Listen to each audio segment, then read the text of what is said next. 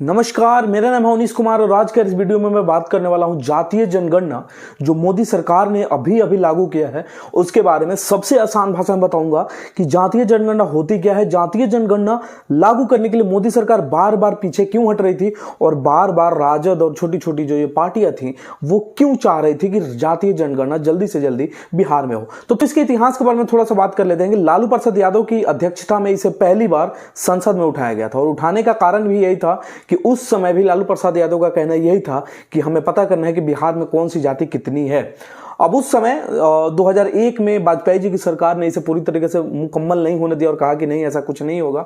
फिर से मुलायम सिंह यादव और इनकी अध्यक्षता में कई दिन संसद ठप रही, इसी के कारण संसद को ठप किया गया, लेकिन फिर भी वाजपेयी जी ने इसको लागू नहीं करने दिया। अटल बिहारी वाजपेयी उस समय प्रधानमंत्री थे, उन्होंने साफ खारिज कर दिया कि नहीं, ऐसा कुछ नहीं होगा। 2011 में जातीय जनगणना हुई, जाति लोगों से पूछी भी गई, बताई भी गई, लिखा भी गया, लेकिन इसको पब्लिक नहीं किया गया, लोगों को बताया नहीं गया कि भैया कितने जाति कौन सी है। अब थोड़ा सा ये जान लेते हैं कि बीजेपी क्यों नहीं चाहती है कि जातीय जनगणना हो। देखिए, बीजेपी जो पार्टी है, ऐसा कहा जाता है कि ये सिर्फ सवर्णों के लिए काम करती है, जो अपर कास्ट लोग होते हैं जैसे ब्राह्मण और राजपूत और उसमें जो बड़े बड़े हिंदू प्रवृत्ति के लोग होते हैं उनको सिर्फ ये सपोर्ट करती है। अब जातीय जनगणना जब हो जाएगी तो विपक्ष के पास एक मौका हो जाएगा ये कहने के लिए कि ये जाति इतनी परसेंट है तो इतनी परसेंट आरक्षण उसको सीट में भी मिलना चाहिए। अब सीट से क्या मतलब है मेरा कि मान लीजिए अभी यहाँ पे संसदीय चुनाव हो रहा है या बिहार में विधानसभा चुनाव है, तो उसमें पहले ही लोगों को मालूम चल जाएगा कि राजपूत अगर पूरे बिहार में 10% है तो ऐसा कहा जाएगा कि भाई 10% राजपूत है तो 10% इसको सीट में भी आरक्षण दीजिए। अब ऐसा नहीं है कि राजपूत आपके 243 में से 200 लोग राजपूत ही पहुंच जाए, ऐसा नहीं होगा।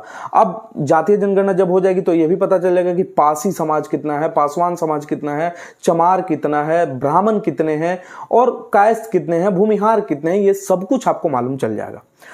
अब ऐसा नहीं होगा कि आप ये कर सकते हो कि जैसे अभी हाल है, बीजेपी में कोई भी मुस्लिम सांसद नहीं है। अब नहीं है तो इसका कारण यह है कि उन्होंने किसी मुस्लिम सांसद को टिकट ही नहीं दिया होगा। अब टिकट नहीं दिया, वो लोग नहीं जीते। लेकिन यही जातीय जनगणना जब हो जाएगी तो विपक्ष अगला क्वेश्चन ये करेगा कि मुस्लिम की आबादी अगर मान लीजिए 30% है पूरे भारत में, तो ये 30% है तो इनको सीट में भी 30% का आरक्षण दीजिए।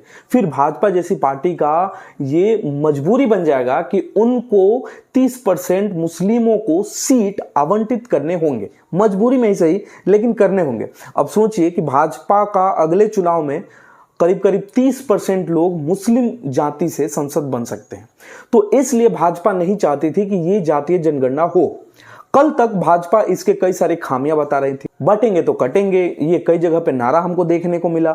हिंदुओं में खास करके ये प्रवृत्ति फैलाई गई कि आपको एकता बना के रखनी है, जाति में नहीं बटना है, और इसीलिए ये जातीय जनगणना पे चोट करने के लिए ही ये नारा लगाया गया था।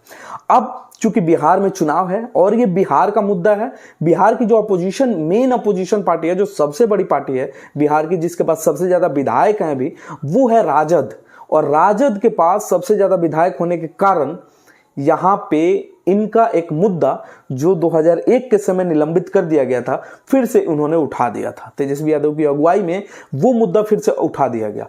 अब जब वो मुद्दा उठा दिया गया तो तेजस्वी यादव पूरा जोर लगाए थे, महागठबंधन पूरा जोर लगा दिया। अब इसी बीच पहलगाम हमला हो गया। पहलगाम हमले के बीच ये जो हुआ रोज चल रहा है न्यूज एंकर्स का, पाकिस्तानी न्यूज चैनल्स वालों को बुला करके, वो हुआ अब कितना दिन चलता? सरकार से क्वेश्चन पूछना नहीं है उनको। अब पहलगाम अटैक पे कुछ उनके पास अपडेट नहीं है। अब इसलिए उन्होंने क्या किया कि इस मुद्दे को अब 8 दिन तक वो खींच लाए। अब सरकार से क्वेश्चन करना पड़ता, सरकार से क्वेश्चन करते तो वो धरे जाते, पकड़े जाते, सरकार घेरे में आ जाती, लेकिन ऐसा तो करना है नहीं।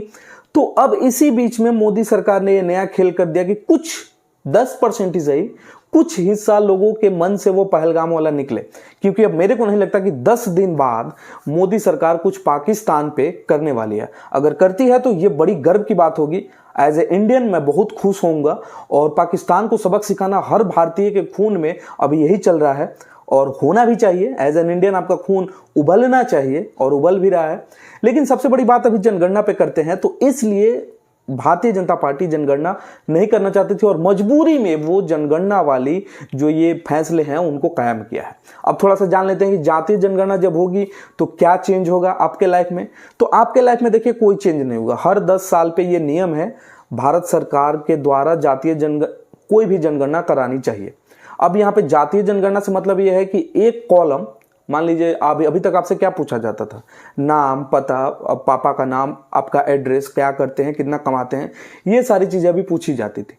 लेकिन जैसे ही जातीय जनगणना हो गई तो बस एक कॉलम और बढ़ जाएगा जिसमें लिखा जाएगा आपकी जाति, किस जाति के आप हैं।